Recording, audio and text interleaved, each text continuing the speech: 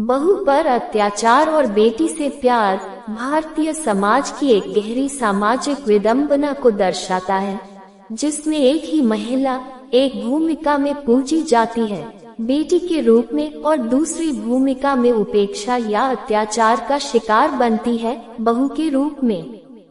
यह विषय सिर्फ एक पारिवारिक संबंध की जटिलता नहीं, बल्कि हमारे सामाजिक ढांचे, परंपराओं और पितृसत्तात्मक सोच की भी पड़ताल करता है। इस लेख में हम विस्तार से समझेंगे कि यह भेदभाव क्यों होता है, इसके क्या प्रभाव होते हैं और इससे कैसे निपटा जा सकता है।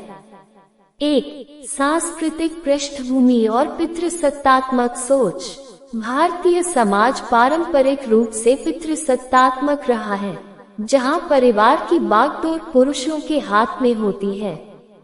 बेटी को माता पिता का अंश माना जाता है, जिसे एक दिन विदा होना है। इसलिए माता पिता बेटी को स्नेह, संरक्षण और विशेष ध्यान देते हैं। दूसरी ओर, जब वही बेटी किसी दूसरे घर की बहू बनती है, तो उससे अपेक्षा की जाती है कि वह उस घर की परंपराओं में पूरी तरह ढल जाए।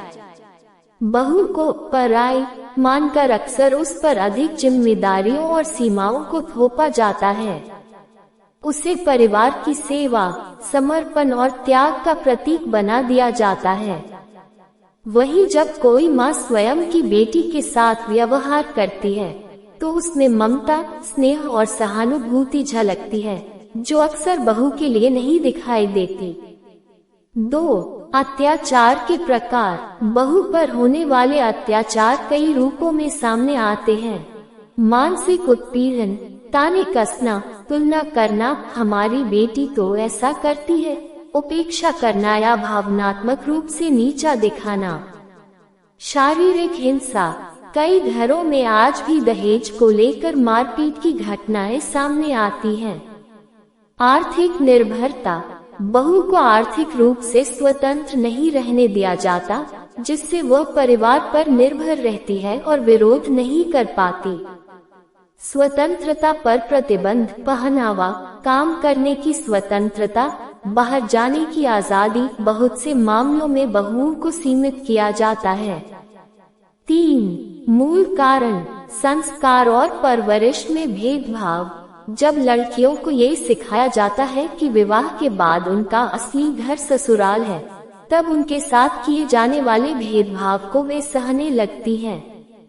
स्वामित्व की भावना। बेटी के विवाह के बाद घर की महिलाएं, विशेषकर सास, ये सोचने लगती हैं कि अब नई बहू उनकी सत्ता को चुनौती दे सकती है।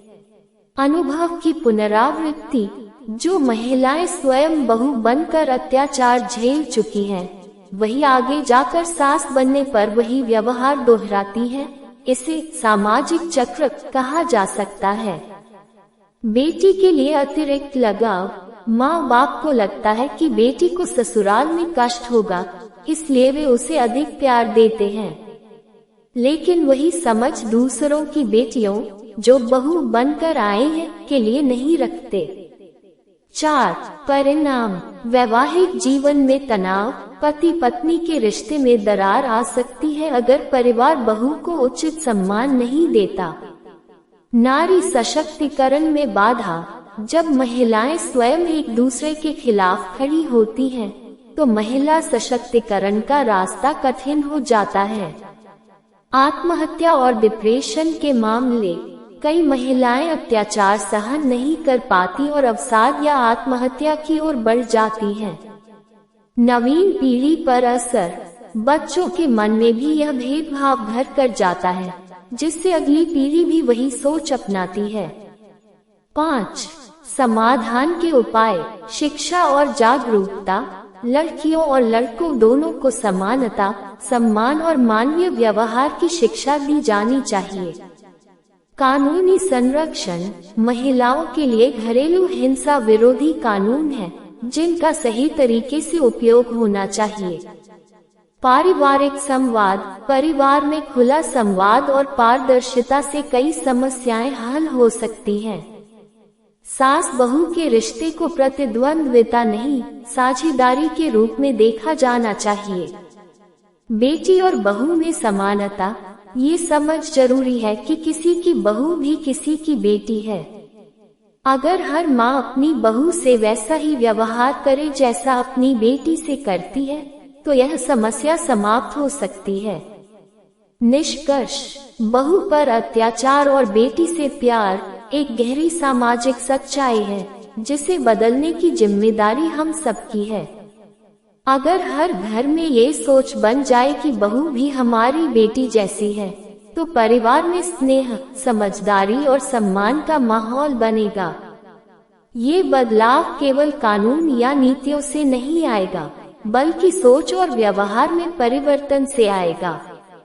जब हम बहू और बेटी में अंतर करना बंद करेंगे, तभी एक समान, न्यायपूर्ण और सशक्त समाज की स्थापना संभव होगी।